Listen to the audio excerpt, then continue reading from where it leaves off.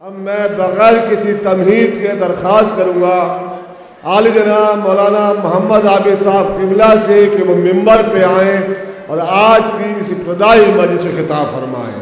ان کے استقبال میں نعرہ صلوات۔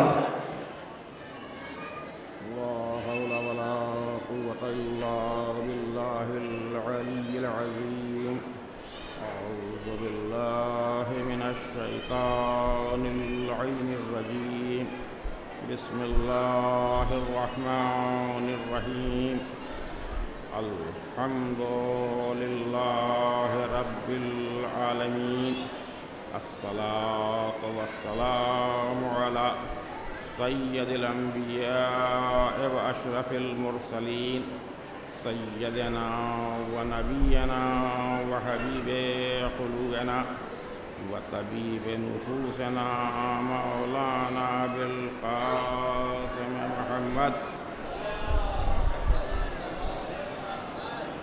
وآلہ الطیبین الطاہرین المعصومین ولعنۃ اللہ علی اعدائہم اجمعین من یومنا ھذا الی قیام یوم الدین اما بعد فقط قال اللہ تبارک و تعالی فی کتابہ المبین بسم اللہ الرحمن الرحیم افحسبتم انا خلقناکم عبثا وانا الینا لا ترجعون صلوات بر محمد وعلیہ۔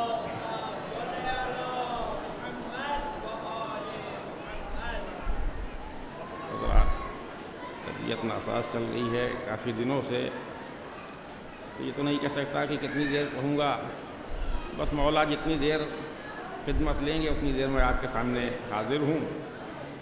اس لیے کہ بہرحال کئی سالوں سے ہمارے قبلہ و کعبہ کا یہ احسان ہے کہ یہ کئی سالوں سے برابر پہلی مجلس کے لیے میرے نام کا انتخاب کر رہے ہیں۔ اللہ خادم مولا کی حیثیت سے میں اپنی ذمہ داری کو سمجھتے ہوئے آپ کے سامنے حاضر ہو جاتا ہوں۔ بہرحال جہاں تک ممکن ہوگا خداوند عالم خالق کائنات قرآن مجید فرقان حمید کے ذریعے اعلان کر رہا ہے فَحَسِبْتُمْ اِنَّا خَلَقْنَاكُمْ عَبَثًا، کیا تم نے یہ سمجھ لیا ہے کہ ہم نے تمہیں عبث اور بیکار پیدا کیا ہے؟ وَإِنَّا إِلَيْنَا لَا تُرْجَعُونَ، اور کیا تم یہ سمجھ رہے ہو کہ تمہیں پلٹ کر ہماری طرف واپس نہیں آنا؟ اس آیہ کریمہ میں خداوند عالم نے بنی نوع انسان کو اس کی خلقت کی طرف متوجہ کرتے ہوئے یہ ارشاد فرمایا کیا تم یہ سمجھ رہے ہو کہ ہم نے تمہیں عبث اور بیکار پیدا کیا؟ ظاہر ہے کہ خداوند عالم نے اس دنیا میں جتنی چیزیں بنائی ہیں ہر چیز کے بنانے کا کوئی نہ کوئی مقصد ہے۔ کسی چیز کو اللہ نے بیکار اور بے فائدہ نہیں بنایا، اور ظاہر ہے اللہ کسی چیز کو بے فائدہ اور بیکار کیوں کر بناتا؟ اگر انسانوں پر نگاہ کی جائے تو انسان بھی جب کوئی چیز بناتا ہے تو کسی نہ کسی مقصد کے لیے بناتا ہے۔ تو ظاہر ہے جب گنہگار انسان اگر کسی چیز کی تخلیق کرے، کسی چیز کو بنائے تو بغیر مقصد نہیں بناتا ہے، تو پھر وہ خالق کائنات جو اس کائنات کا خالق ہے وہ جب کسی چیز کو بنائے گا تو بغیر مقصد کیوں کر بنائے گا؟ ہر شے کے بنانے میں کوئی نہ کوئی اس کا مقصد ہوگا۔ اور دوسرا ٹکڑا جو ہے وہ بھی یہ بتا رہا ہے کہ اللہ نے ہمیں کسی مقصد کے لیے بنایا ہے، اور اگر ہم نے اس مقصد کو پورا نہ کیا تو گویا ایک چیلنج ہے کہ کیا تم یہ سمجھ رہے ہو کہ تمہیں پلٹ کر ہماری طرف نہیں آنا؟ گویا اللہ یہ بتا رہا ہے کہ دیکھو ہم نے تمہیں کسی مقصد کے لیے بنایا ہے، اب یہ سوچو کہ تمہیں پلٹ کر آنا بھی ہماری ہی طرف ہے اور کسی طرف جانے والے نہیں ہو۔ تو اب سوال یہ پیدا ہوتا ہے کہ اللہ نے ہمیں بنایا کیوں ہے؟ کہ ہمارے خلق کیے جانے کا، ہمارے پیدا کیے جانے کا مقصد کیا ہے؟ جب تک ہمیں یہ نہ معلوم ہو کہ اللہ نے ہمیں کیوں پیدا کیا ہے تو ہم اپنے مقصد حیات کو کیوں کر پورا کر سکتے ہیں؟ اور یہ ایک ظاہر سی چیز ہے، صلوات پڑھیں محمد والے ہم، دیکھیے ایک ظاہر سی چیز ہے کہ جب انسان اگر کسی چیز کو بناتا ہے تو جس مقصد کے لیے بناتا ہے وہ شے جب تک اس مقصد کو پورا کرتی رہے، جب تک کامیاب ہے۔ مثلا انسان نے گھڑی بنائی، اس لیے بنائی ہے کہ یہ وقت بتاتی رہے، تو جب تک یہ گھڑی وقت بتاتی رہے گی اس وقت انسان کی کلائی کی زینت رہے گی، دیواروں کی زینت رہے گی۔ لیکن اگر اس نے وقت بتانا بند کر دیا تو اب نہ کلائی کی زینت ہوگی، نہ کمروں کی زینت ہوگی، نہ میز کی زینت ہوگی، بلکہ کنارے اٹھا کر رکھ دی جائے گی، اور اس وقت تک کنارے رکھی رہے گی جب تک یہ یقین ہوگا کہ اگر اس کی اصلاح کی جائے تو یہ اپنے بنانے کے مقصد کو پورا کرنے لگے گی۔ اور جب یہ معلوم ہو جائے کہ اب یہ اپنے بنانے کے مقصد کو بالکل پورا کرنے والی نہیں ہے تو اس شے کو انسان پھر نہ حفاظت سے رکھتا ہے، نہ صندوقوں میں رکھتا ہے، نہ کلائیوں پہ رہتی ہے، بلکہ کوڑے گھر میں پھینک دی جاتی ہے۔ تو دیکھیے انسان کی بنائی ہوئی چیز اگر اس کوڑے گھر میں پھینک دی جائے تو یہ سوچا بھی جا سکتا ہے کہ ہو سکتا ہے کوئی نہ کوئی اٹھا لے۔ تو ہمیں یہ سوچنا چاہیے کہ ہمیں اللہ نے جس مقصد کے لیے پیدا کیا ہے اگر ہم نے اپنے مقصد حیات کو پورا نہ کیا تو جو اللہ نے کوڑا گھر بنایا ہے اگر اس میں ڈال دیا تو کسی کی مجال نہیں ہے کہ جو اس سے نکال سکے۔ تو سب سے پہلی چیز یہ ہے کہ ہمیں یہ معلوم ہونا چاہیے کہ اللہ نے ہمیں پیدا کیوں کیا۔ تو دیکھیے اگر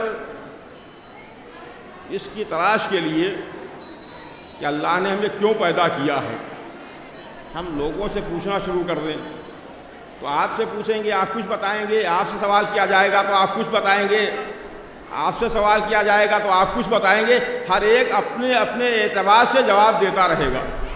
تو بہتر یہ ہے کہ جس نے اعلان کیا ہے اسی سے سوال کر لیا جائے کہ ہمارے پیدا کیے جانے کا مقصد کیا ہے۔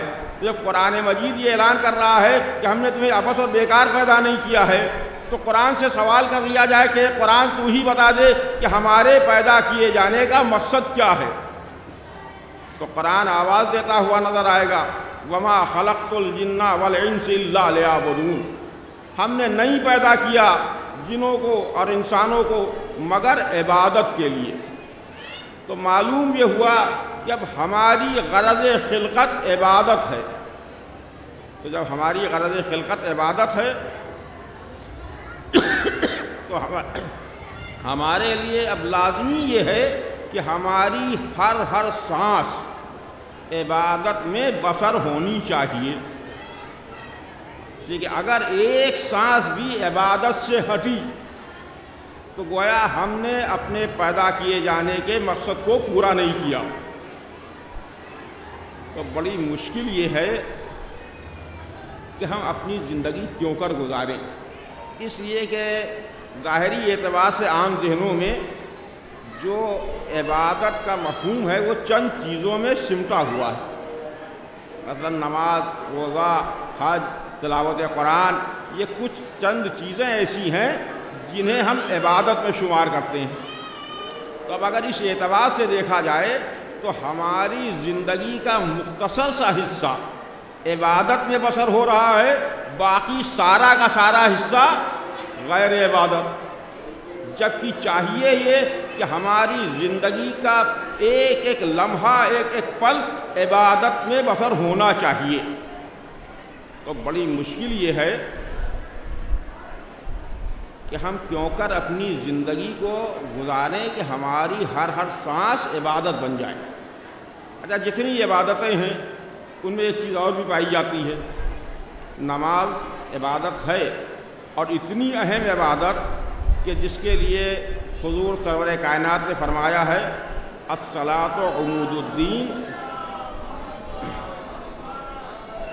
ان قبلت ما قبلہ سواہا و ان ردت ما ردہ سواہا، نماز دین کا ستون ہے، اگر نماز قبول ہو گئی تو تمام اعمال قبول کر لیے جائیں گے، اگر نماز رد ہو گئی تو تمام اعمال رد۔ دیکھیے نماز پڑھنے کے لیے نہیں حضور نے کہا ہے، نماز کی قبولیت کہ اگر نماز قبول ہو گئی تو تمام اعمال قبول ہو جائیں گے، اگر نماز رد ہو گئی تو اب چاہے ہم کچھ بھی کرتے رہیں، کوئی بھی عمل کرتے رہیں، سارے اعمال بیکار۔ تو اتنی اہم عبادت جو ہے وہ بھی محتاج ہے ایک چیز کی، وہ ہے بیداری۔ انسان جاگتا ہوگا تو نماز پڑھتا رہے گا۔ چلیے میں کہتا ہوں کہ وہ سجدے پہ سجدہ کرتا رہے، رکوع پہ رکوع کرتا رہے، لیکن کب تک؟ جب تک جاگتا رہے گا۔ لیکن کہیں ایسا نہ ہو کہ سجدے پہ سجدہ کرنا اسے شیطان بنا دے، مشکل یہ بھی ہے۔ تو اب جتنی دیر گویا ہم جاگ رہے ہیں اتنی دیر نماز پڑھ رہے ہیں، عبادت ہو رہی ہے۔ قرآن مجید کی تلاوت کرنا یہ بھی عبادت، لیکن وہی چیز جب تک جاگ رہے ہیں تلاوت ہو رہی ہے، عبادت ہو رہی ہے۔ ادھر آنکھ بند ہوئی، سوئے، اب عبادت سے ہٹ گئی زندگی۔ جبکہ چاہیے یہ کہ ہمارا سونا، ہمارا جاگنا، ہمارا اٹھنا، ہمارا بیٹھنا سب عبادت ہونا چاہیے۔ تو بڑی مشکل ہے کیوں کر زندگی گزاری جائے کہ ہمارا جاگنا بھی عبادت ہو، ہمارا سونا بھی عبادت ہو، ہماری گفتگو کرنا بھی عبادت ہو، ہم عمل کوئی انجام دیں لیکن جائز عمل۔ دیکھیے کوئی عمل سے فائدہ نہ اٹھا لیجیے گا کہ ہم ہر کچھ کرتے رہیں، عبادت بنتا چلا جائے۔ دیکھیے اگر آپ خدا نخواستہ کوئی چوری کرے گا تو عبادت نہیں ہوگی۔ جو جائز عمل ہیں ان کو انجام دیتے رہیں، عبادت ہوتی رہے گی۔ لیکن جتنے بھی عمل ہیں سارے کے سارے عمل ایسے ہیں کہ جن میں جاگنے کی قید ہے، انسان جاگتا رہے گا تو عبادت ہوتی رہے گی، سوائے ایک چیز کے۔ یہ روزہ تو ایک ایسی چیز ہے کہ انسان اگر روزے سے سو گیا تو اس کا سونا بھی عبادت، لیکن کوئی سال کے 365 دن تو روزہ رکھے گا نہیں۔ ایک مہینہ تو روزہ رکھنا بڑی مشکل ہو جاتی ہے، تو 365 دن کون روزہ رکھے گا؟ تو ظاہر ہے کہ وہ بھی معاملہ وہاں بھی وہی نظر آتا ہے کہ عبادت سے خالی جا رہا۔ تو اب میں نے تلاش کرنا شروع کیا کہ آخر اس کے علاوہ بھی اور کچھ عبادت ہے کہ نہیں ہے۔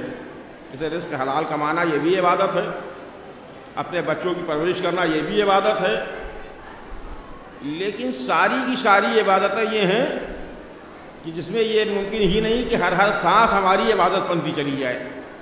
اب میں نے احادیث رسول اسلام کا سہارا لیا کہ کم سے کم رسول اسلام کی حدیثوں کو دیکھا جائے، شاید کوئی ایسا رخ نکل آئے کہ ہماری زندگی کا ہر پہلو عبادت بنتا چلا جائے۔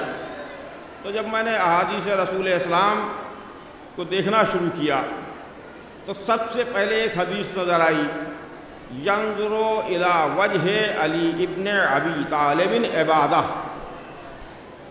علی ابن ابی طالب کے چہرے پر نظر کرنا عبادت۔ دل کو کچھ تھوڑا سا سکون ہوا کہ چلیے ایک عبادت تو اور ملی، لیکن پھر ذہن میں سوال وہی پیدا ہوا کہ عبادت تو ہے لیکن دو چیزوں کی محتاج۔ ایک انسان بیدار ہو، جاگ رہا ہو، دوسرے مولائے کائنات اس کے زمانے میں موجود ہوں، جہاں وہ انسان ہے وہاں علی ہوں، تب ان کے چہرے پر نظر کی جا سکتی ہے۔ اور دیکھیے یہ حدیث اتنی معتبر حدیث ہے کہ اس سے انکار بھی نہیں کیا جا سکتا۔ یہ اگر ہمارے یہاں یہ ہوتی حدیث تو ہو سکتا ہے کہ لوگ کہتے ہیں ارے صاحب یہ تو نہ جانے کیا کیا علی کے فضائل میں بیان کیا کرتے ہیں، لیکن اس کی روایت میں جناب عائشہ ام المومنین ہیں، خود ان کا بیان ہے کہ ایک روز رسول اسلام ان کے یہاں تشریف فرما تھے اور مولائے کائنات تشریف فرما تھے، ان کے والد محترم رسول اسلام سے ملاقات کے لیے آئے، محو گفتگو رسول سے تھے، ان کی نگاہیں مولائے کائنات کے چہرے پر تھیں، یہاں تک کہ مولائے کائنات اٹھے چلے علی جا رہے ہیں، ان کی نگاہیں مڑتی ہوئی علی کے چہرے کی طرف، جب تک علی کا چہرہ سامنے رہا ان کی نگاہیں علی کے چہرے کی طرف نہیں۔ جب رسول اسلام تشریف لے گئے تو محترمہ نے بڑے ادب سے اپنے والد محترم سے سوال کیا کہ بابا جان، میری سمجھ میں نہیں آتا کہ آپ محو گفتگو تو اللہ کے رسول سے تھے، لیکن آپ کی نگاہیں علی کے چہرے پر تھی، اس کی وجہ کیا ہے؟ انہوں نے کہا بیٹا تمہیں نہیں معلوم، حضور نے یہ فرمایا ہے کہ علی کے چہرے پر نظر کرنا عبادت ہے، تو میں نے سوچا اس سے بہتر موقع اور کیا ہوگا کہ رسول اسلام کی موجودگی میں علی کے چہرے پر نظر کر کے عبادت کا ثواب حاصل کر لیا جائے۔ صلوات علی محمد و آل محمد۔ تو اتنی معتبر روایت، لیکن اس میں بھی بس وہی جو میں نے کہا کہ مشکل یہی ہے، اب آج ہمارے دور میں مولا کائنات ظاہری اعتبار سے موجود نہیں ہے۔ دیکھیے شہید مرتا نہیں ہے، اس لیے میں نے ظاہری اعتبار کا لفظ استعمال کیا ہے، ویسے تو زندہ ہیں لیکن ظاہری اعتبار سے ہمارے سامنے موجود نہیں ہے۔ اب جب ہمارے سامنے موجود نہیں، ہم علی کے چہرے پر نگاہ نہیں کر سکتے، عبادت سے محروم۔ لیکن اس حدیث کے فوراً بعد ایک حدیث اور، یہ 3 حدیثیں ہیں جو روایت میں تواتر کے ساتھ ہیں، ایک کے بعد ایک فوراً، اور اس اعتبار سے تواتر ہے کہ ایسا محسوس ہوتا ہے کہ رسول اسلام نے جب یہ پہلی حدیث ارشاد فرمائی ہے ینظر الی وجہ علی ابن ابی طالب عبادہ، تو دل کو سکون نہیں محسوس ہوا، کچھ بے چینی سی محسوس ہو رہی ہے۔ اس لیے اس کے فوراً بعد آپ نے فرمایا ذکر علی عبادہ، علی کا ذکر عبادت ہے۔ تو دیکھیے پہلی حدیث وہاں یہ ہے کہ اگر علی موجود ہو تب ہم عبادت کا شرف حاصل کر سکتے ہیں۔ دوسری حدیث علی کا ذکر عبادت، یہاں بھی 2 چیزیں، ایک تو انسان جب تک جاگتا رہے گا اس وقت علی کا ذکر کرتا رہے گا، عبادت ہوتی رہے گی، ادھر سویا اب ذکر علی سے زبان بند ہوئی، عبادت سے زندگی ہٹی، جبکہ ہمارا ہر پل، ہماری ہر سانس عبادت میں بسر ہونی چاہیے۔ یہ مقصد حیات عبادت ہے۔ اب لیکن اس کے فوراً بعد تیسری حدیث جو نظر آئی، حبک علی عبادہ، علی کی محبت عبادت ہے۔ بس یہ حدیث جیسے میں نے پڑھی، ایک مرتبہ دل نے آواز دی کہ معاملہ سارا حل ہو کے رہ گیا، اب کوئی پریشانی کی بات نہیں ہے۔ اللہ کہہ رہا ہے کہ وما خلقت الجن والانس الا لیعبدون، ہم نے نہیں پیدا کیا جنوں کو اور انسانوں کو مگر عبادت کے لیے۔ رسول اسلام فرما رہے ہیں حبک علی عبادہ، علی کی محبت عبادت ہے۔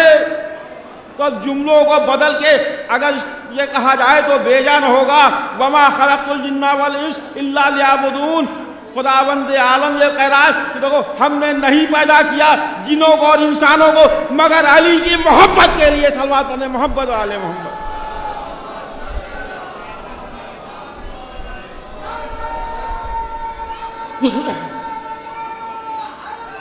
یا لیکن یہ وہ عبادت ہے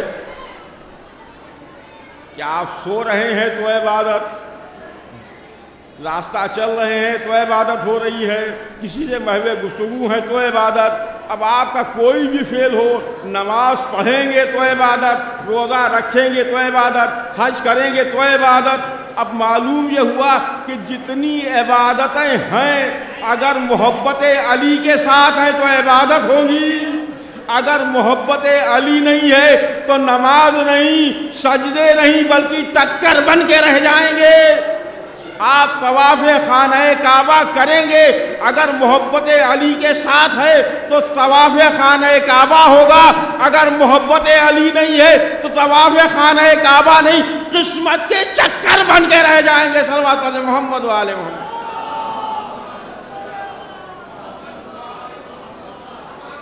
تو رسول اسلام نے یہ وہ عبادت دی ہے کہ جو ایسی عبادت ہے کہ اس کے بغیر کہ انسان کا کوئی عمل قابل قبول ہی نہیں ہے، اور کوئی عمل تو جانے دیجیے۔ دیکھیے ہمارا معاملہ تو الگ ہی ہے. جیسا کہ میں نے ابھی نماز کے لیے کہا کہ نماز ظاہر ہے نماز اتنی اہم عبادت ہے، لیکن نماز بھی جہاں تمام اعمال کی قبولیت کا دار و مدار اور انحصار نماز کے اوپر ہے، تو کیا نماز اس بات کی محتاج نہیں ہے کہ اس کی قبولیت کا دار و مدار کسی چیز پر ہو؟ دیکھیے، نماز اتنی اہم عبادت ہونے کے باوجود کہ جس کی قبولیت پر ہمارے تمام اعمال کی قبولیت کا دار و مدار اور انحصار ہے، وہ بھی محتاج ہے کسی چیز کی اپنی قبولیت کے لیے. اور یہ کسی شیعہ علماء کا بیان نہیں ہے. جی اگر کسی شیعہ علماء کا بیان ہوتا تو کہا جا سکتا تھا کہ ہم پر تو الزام ہے یہ کہ یہ غلو کرتے ہیں. یہ امام شافعی کا بیان ہے کہ امام شافعی نے اہل بیت طاہرین کے جب فضائل بیان کر رہے تھے تو انہوں نے کہا ہے کہ اہل بیت طاہرین تمہاری فضیلت کے لیے یہی کیا کم ہے کہ اگر نماز میں تم پر درود نہ پڑھا جائے تو نماز قابل قبول نہیں. تو جب نماز جیسی اہم عبادت بغیر اہل بیت کی محبت کے قابل قبول نہیں، تو ظاہر سی بات ہے کہ اب اور کون سی عبادت ایسی ہوگی، کون سا ہمارا عمل ایسا ہوگا کہ جو بغیر محبت اہل بیت کے، بغیر محبت مولائے کائنات کے قابل قبول بن جائے. دیکھیے، علی سے اگر محبت ہے تو آپ کا اتنا سا ذرہ برابر عمل بھی بارگاہ خداوند عالم میں قابل قبول ہوگا، اور اگر محبت علی نہیں ہے تو آپ کا عمل پہاڑ جیسا کیوں نہ ہو، وہ ہے ابو قبیس جیسا ہو، تب بھی قابل قبول نہیں ہے. اب اسے کیا کیا جائے کہ دیکھیے، اللہ جسے فضیلت عطا کرے، اور دنیا میں دیکھا تو یہ ہے میں نے کہ انسان فضیلتوں کی طرف بھاگتا ہے، فضیلتوں کے پیچھے پیچھے فضیلتیں حاصل کرنے کے لیے بھاگتا ہوا دوڑتا ہوا نظر آتا ہے. لیکن جب فضیلتوں پہ میں نے نظر کی تو فضیلتیں علی کے پیچھے بھاگتی ہوئی نظر آ رہی ہیں. کوئی ایسی فضیلت نہیں. دیکھیے، مولا کائنات کعبے میں پیدا ہوئے تو کیا علی کی فضیلت؟ علی کی فضیلت نہیں ہے، بلکہ علی کا خانہ کعبہ میں پیدا ہونا یہ کعبے کے لیے فضیلت کی بات ہے. جہاں 365 رکھے ہوئے تھے وہاں علی نے آ کے انہیں سجدے کے بل گرا کے بتا دیا کہ دیکھو اصل مالک آ گیا ہے. پورا 365 نے قبضہ کر رکھا تھا. تو علی کا خانہ کعبہ میں پیدا ہونا یہ کعبے کے لیے فضیلت ہے، علی کے لیے فضیلت نہیں ہے. لیکن اسے کیا کیا جائے کہ دیکھیے، جب مولائے کائنات کی فضیلتیں بیان کی جائیں یا اہل بیت طاہرین کی میں کسی فرد کی فضیلتیں بیان کی جائیں تو بڑی آسانی سے ایک جملہ لوگ کہہ دیتے ہیں، ارے اتفاق تھا، علی خانہ کعبہ میں پیدا ہو گئے، اتفاق تھا. علی نے جنگ بدر و احد خندق فتح کی، اتفاق تھا. خیبر کا در اکھاڑا، اتفاق تھا. جو بھی فضیلت بیان کی گئی ہر میں اتفاق اتفاق اتفاق. میں نے اپنے ایک دوست سے کہا یار بات تو بڑی اچھی ہے، دیکھیے علی کعبے میں پیدا ہوئے، اتفاق. دعوت ذوالعشیرہ میں رسول سے مدد کا وعدہ کیا، اتفاق. شب ہجرت بستر رسول پر سوئے، اتفاق. جنگ بدر و احد میں فاتح بنے، اتفاق. خندق میں عمرو بن عبدود کا سر قلم کیا، اتفاق. باب خیبر اکھاڑا، اتفاق. ہم نے ہر جگہ اتفاق اتفاق اتفاق. ہمیں بھی آپ کی بات سے اتفاق ہے، مگر ایک جگہ اور اتفاق کر لیجئے، ہمارا آپ کا جھگڑا ختم ہو جائے گا. وہ کیا؟ ہم نے کہا اس پر بھی اتفاق کر لیجئے کہ علی بلا فصل ہے. صلوات پڑھتے محمد والے محمد. اگر اس پر بھی اتفاق ہو جائے، یہی کہہ دیجئے کہ اتفاق سے رسول نے کہہ دیا تھا، تو ہمارا آپ کا کوئی اختلاف نہیں، سب ختم ہو جائے گا. لیکن ہر جگہ اتفاق ہے، یہاں اتفاق نہیں، یہاں پر اختلاف۔ تو ظاہر ہے کہ مولائے کائنات کی ذات ہی وہ ہے کہ مولائے کائنات کے فضائل کون بیان کر سکتا ہے، اور ظاہر ہے کہ جس کی محبت عبادت ہو اس کے فضائل کا بیان کرنا، اور جس کے سب سے بڑی چیز ایک اور بھی ہے کہ جس کی نگاہوں میں رسول کی حیثیت ایک بشر کی جیسی ہوگی تو علی کے لیے کچھ بھی کہتا رہے۔ اور یہی وجہ ہے کہ ہمارے اوپر اعتراض ہوتا ہے کہ اب یہ بس علی علی علی علی کر، ارے بھائی ہم کیا کریں، ہم تو مجبور ہیں، ہم تو وہی کرتے ہیں جو رسول نے کیا۔ لیکن جہاں دیکھیے رسول بھی علی علی کرتے ہوئے نظر آئے، اچھا اتفاق کیا کیا جائے اسے کہ کچھ مواقع بھی ایسے ہیں کہ جہاں لوگ بڑی بے چینی سے جن کا انتظار کرتے رہے۔ یہ مولائے کائنات کے سلسلے میں ہے کہ رسول اسلام کے پاس جب بھی کوئی آتا تھا، یا رسول اللہ میرے حق میں دعا کر دیجیے، اور آپ دست دعا بلند کرتے تھے تو آپ یہ فرماتے تھے پالنے والے تجھے علی کے حق کا واسطہ اس کی پریشانی کو دور کر دے۔ جب بھی کوئی آیا، اب لوگ رسول پر جب کوئی آتا ہے علی کا علی علی علی کا، اس کے علاوہ کچھ ہے ہی نہیں۔ لیکن دیکھیے ہو سکتا ہے کہ کوئی موقع ایسا آ جائے کہ علی آ جائیں، تب دیکھیں کیا کرتے ہیں۔ تو اسے اتفاق کہیے، مشیت کہیے اللہ کی۔ ایک روز مولائے کائنات تشریف لائے، یا رسول اللہ میرے حق میں دست رسالت میں آپ بلند ہوئے۔ اب دست رسالت میں آپ کا بلند ہونا تھا لوگوں کی نگاہیں رسول کے چہرے پر کہ دیکھیں آج کسے وسیلہ بناتے ہیں۔ اب میری سمجھ میں نہیں آتا، وسیلے کے جو قائل نہیں ہیں وہ زندگی رسول کو تو دیکھ لیں کہ رسول بھی اگر دعا کر رہے ہیں تو علی کے وسیلے سے کر رہے ہیں۔ اگر آج ہم علی کو وسیلہ بنا رہے ہیں تو ہم تو سنت رسول پہ عمل کر رہے ہیں۔ بہرحال رسول اسلام نے دست دعا بلند کیے، پالنے والے تجھے علی کے حق کا واسطہ علی کی مشکلوں کو آسان کر دے۔ بس جیسے ہی یہ کہا ایک ساتھ فوراً کھڑے ہو گئے، یا رسول اللہ یہ کیا؟ جب بھی کوئی آیا اور آپ نے دعا کی تو علی کے وسیلے سے دعا کی، آج علی آئے اور آپ نے دعا کی تو علی کے وسیلے سے، یہ سمجھ میں نہیں آیا۔ رسول اسلام نے مسکرا کے کہا کہ میں ہمیشہ اسے وسیلہ بناتا ہوں جو اللہ کے نزدیک سب سے زیادہ محبوب۔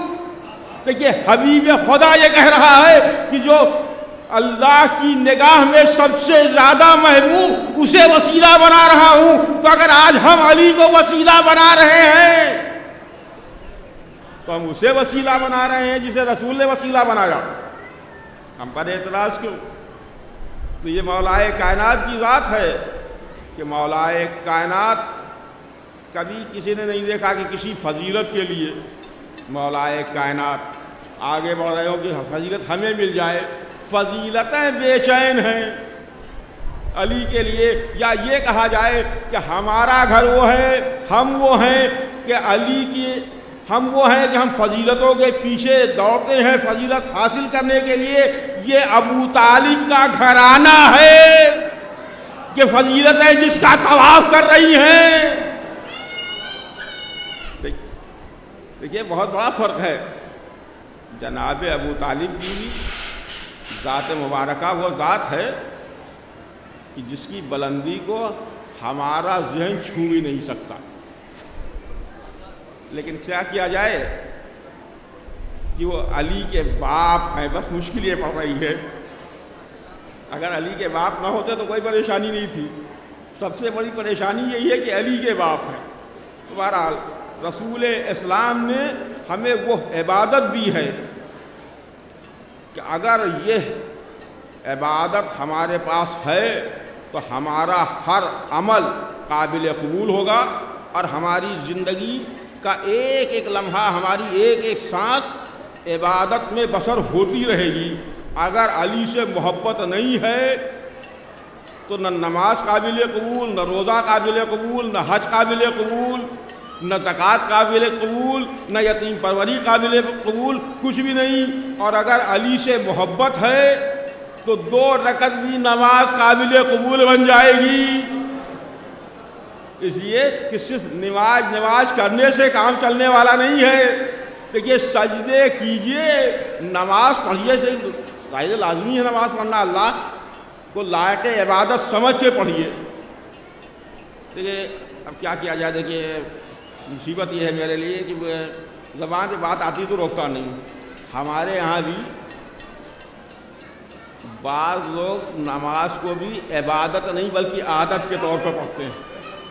دیکھیے عبادت جو ہے وہ عادت کے طور پہ نہیں ہونا چاہیے، عبادت کے طور پہ ہونا چاہیے۔ اگر ہم نے عادت بنا لی تو اس سے کوئی فائدہ ہونے والا نہیں۔ اور اگر عبادت کو عبادت کے اعتبار سے انجام دے رہے ہیں تو ٹھیک ہے، فائدہ ہی ہے ہمارا۔ تو عبادت جس کے لیے ہمیں اللہ نے پیدا کیا ہے، عبادت کے لیے، اب اگر ہمارا ایک لمحہ بھی، ایک سانس بھی عبادت سے ہٹی تو ہماری زندگی کا مقصد جو ہے فوت ہو کے رہ جائے گا، ہمارے پیدا کیے جانے کا مقصد پورا نہیں ہو رہا ہے۔ لہٰذا اب ہمارے لیے لازمی یہ ہے کہ ہم علی سے محبت کر کے اپنے ہر جائز عمل کو عبادت بناتے چلے جائیں۔ سے دیکھیے جتنی چیزیں ہیں رسول اسلام کی، میں نے 3 حدیثیں پیش کی۔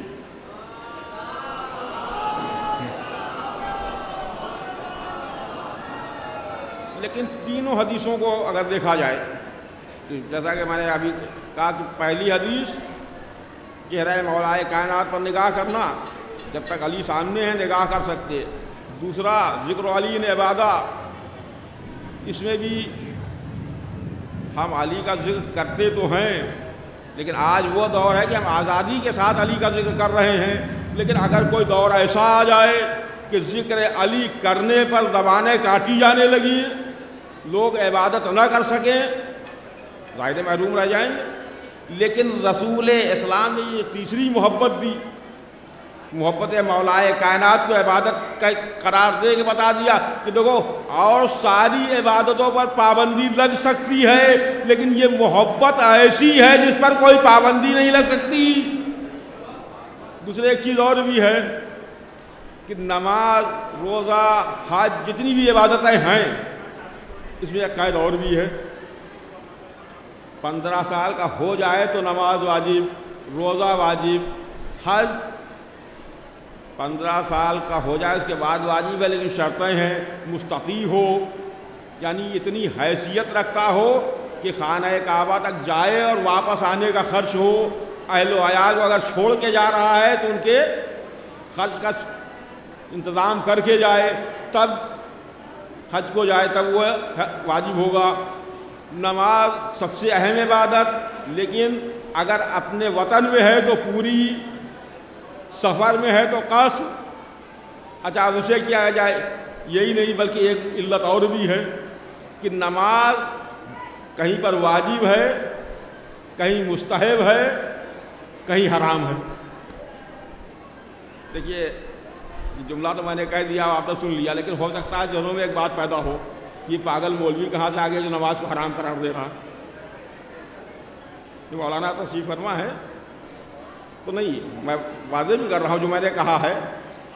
دیکھیے حرام کہاں ہے، اگر نماز ہماری پوری ہے، قصر نہیں ہے تو قصر کرنا حرام، اور اگر قصر ہے تو پوری پڑھنا حرام، یہ ہے نماز۔ لیکن محبت علی وہ ہے کہ نہ سن کی قید، نہ سال کی قید، نہ وطن کی قید، نہ سفر کی قید، نہ حجر کی قید، کہیں بھی رہو ایک جیسی رہے گی، جیسی بچے پر، ویسی جوانوں پر، ویسی بوڑھوں پر، سب کے لیے ایک جیسی، سفر میں جیسی محبت، ویسی ہی وطن میں، کوئی فرق نہیں ہے۔ تو اب مجھے کہنے دیجئے کہ سب سے اہم عبادت وہ ہے کہ جو کہیں بھی قصر نہ ہو، ہر چاہے جہاں رہیں، وطن میں رہیں، سفر میں رہیں، حجر میں رہیں، ضعیف ہوں، بچے ہوں، جوان ہوں، ہمیشہ ایک جیسی رہے، وہ عبادت ہے مولا کائنات کی محبت۔ صلوات پڑھیں محمد و آل محمد۔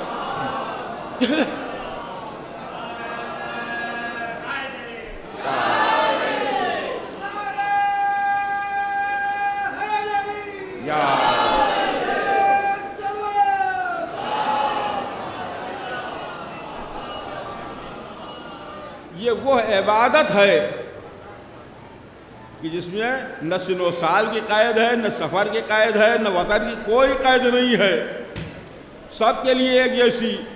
دیکھیے روزہ عبادت ہے روزہ، لیکن اگر اتنا ضعیف ہو گیا ہے انسان جب روزہ نہیں رکھ سکتا تو ساکت ہو جاتا ہے. لیکن محبت وہاں بھی ساکت نہیں. اچھا یہ ہے بھی ایسی عبادت کہ دوسری عبادت پر پابندی لگ سکتی ہے. ایسا وقت بھی آ سکتا ہے کہ ہم نماز پڑھنے کے لیے مان لیجیے سروس کر رہے ہیں، کہیں ایسی جگہ سروس ہو کہ جہاں کوئی ہو ہی نہیں نماز والا جو جانتا ہی نماز کیا ہے، روک سکتا ہے کہ آپ کہاں جا رہے ہیں آپ. لیکن یہ محبت ایسی ہے جس پر کوئی پابندی ہی نہیں لگتی، اس لیے کہ محبت کا تعلق ہوتا ہے دل سے. جب محبت کا تعلق دل سے ہے اس پر کوئی پابندی ہی نہیں، کسی کو معلوم ہی نہیں کہ ہم کس سے محبت کر رہے ہیں، ہمارے دل میں ان کی محبت ہے کہ ان کی. جب کسی کو پتہ ہی نہیں تو اس پر پابندی لگے تو کیسے لگے کہ صاحب فلاں سے محبت نہ کیجیے گا. اگر کوئی کہے بھی تو کہتا رہے، اس لیے اسے معلوم ہی نہیں کہ ہم اس کے کہنے پہ عمل کر رہے ہیں کہ نہیں کر رہے ہیں. بھائی ہمارا دل کس سے محبت کر رہا ہے یہ یا تو ہم جانے یا اللہ جانے یا وہ جانے جسے اللہ نے علم دیا ہے، اس کے علاوہ کوئی جانتا نہیں. تو رسول اسلام نے ہمیں وہ عبادت دی ہے کہ جس عبادت پر کبھی کسی زمانے میں نہ پابندی لگی ہے نہ لگ سکتی ہے. اور یہ بتا دیا کہ تو ہم وہ عبادت دے رہے ہیں کہ اللہ نے جو اعلان کیا ہے وَمَا خَلَقْتُ الْجِنَّ وَالْإِنسَ إِلَّا لِيَعْبُدُونَ، ہم نے نہیں پیدا کیا جنوں کو اور انسانوں کو مگر عبادت کے لیے. تو وہ عبادت میں دے رہا ہوں. جب تم سوتے رہو تو عبادت ہوتی رہے گی، جاگتے رہو تو عبادت ہوتی رہے گی، کسی سے محو گفتگو رہو تو عبادت ہوتی رہے گی. تمہارا جو بھی عمل ہوگا اگر محبت علی کے ساتھ ہے تو عبادت بنتا چلا جائے گا، اگر محبت علی کے ساتھ نہیں ہے تو کوئی بھی عمل عبادت نہیں بن سکتا. صلوات پڑھ محمد والے محمد. لیکن اسے کیا کیا جائے؟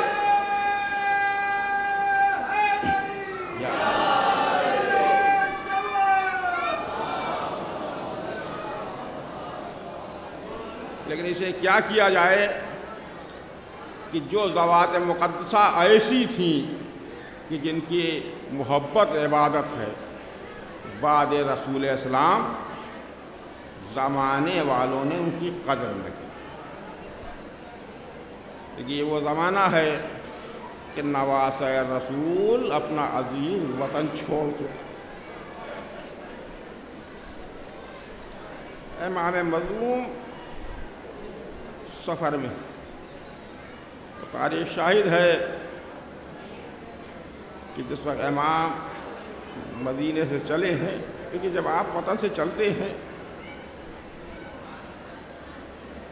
تو یہ معلوم ہوتا ہے کہ جا رہے ہیں 2 دن 4 دن 10 دن مہینہ 2 مہینے کے بعد پھر اپنے وطن میں واپس آنا ہے. لیکن وطن سے چلتے وقت دل کی کیا کیفیت ہوتی ہے. لیکن جسے یہ معلوم ہو کہ آج وطن سے جا رہے ہیں، اب وطن میں واپس آنا نصیب نہ ہوگا، اس کے دل سے پوچھئے اس کے دل پر کیا گزر رہی ہوگی. رسول اسلام جب وطن سے رسول اسلام کا نواسہ حسین جب وطن سے جا رہا ہوگا، امام جانتے تھے کہ آج حسین مدینے سے جا رہا ہے لیکن حسین کو واپس مدینے آنا نہیں ہوگا. امام یہی شاید وجہ رہی ہو کہ امام مڑ مڑ کر مدینے پر نگاہ کر رہے.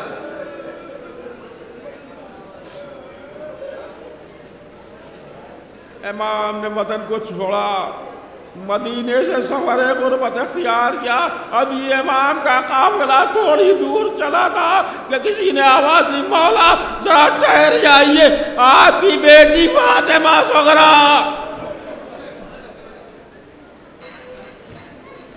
امام نے قافلے کو روکا، اے صغرا تم نے تو سب کو ودا کر دیا تھا، رخصت کر دیا تھا، اب کیوں آئی؟ جناب صغرا نے فرمایا بابا کیا کروں، دل نہیں مانتا، ایک بار اور سب سے مل لوں.